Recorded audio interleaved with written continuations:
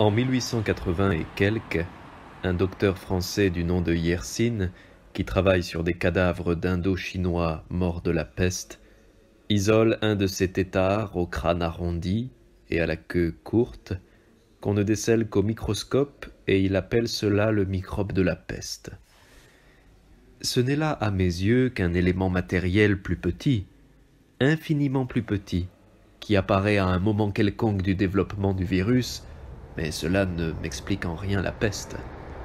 Et je préférerais que ce docteur me dise pourquoi toutes les grandes pestes ont, avec ou sans virus, une durée de 5 mois, après laquelle leur virulence s'abaisse, et comment cet ambassadeur turc qui passait par le Languedoc vers la fin de 1720 a pu indiquer une sorte de ligne qui, par Avignon et Toulouse, rejoignait Nice à Bordeaux, comme la limite extrême de développement géographique du fléau, ce en quoi les événements lui donnèrent raison.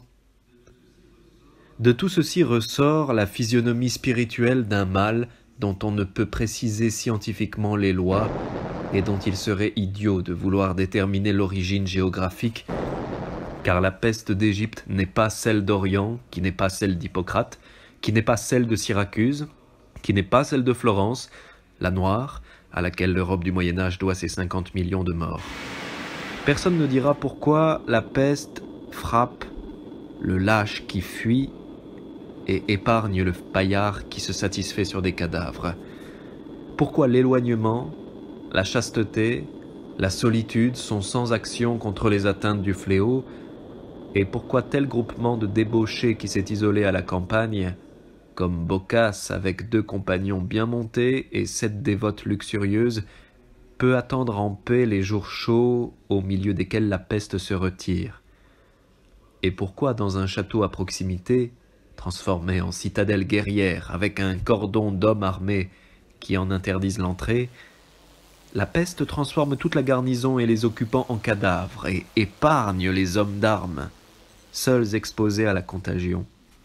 Qui expliquera également que les cordons sanitaires établis à grand renfort de troupes par Mehmet Ali vers la fin du siècle dernier, à l'occasion d'une recrudescence de la peste égyptienne, se soient montrés efficaces pour protéger les couvents, les écoles, les prisons et les palais, et que des foyers multiples d'une peste qui avait toutes les caractéristiques de la peste orientale aient pu éclater soudainement dans l'Europe du Moyen-Âge en des endroits sans aucun contact avec l'Orient. De ces bizarreries, de ces mystères, de ces contradictions et de ces traits, il faut composer la physionomie spirituelle d'un mal qui creuse l'organisme et la vie jusqu'au déchirement et jusqu'au spasme, comme une douleur qui, à mesure qu'elle croît en intensité et qu'elle s'enfonce,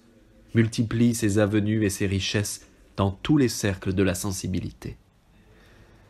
Mais de cette liberté spirituelle, avec laquelle la peste se développe, sans rats, sans microbes et sans contact,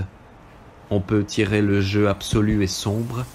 d'un spectacle que je m'en vais essayer d'analyser.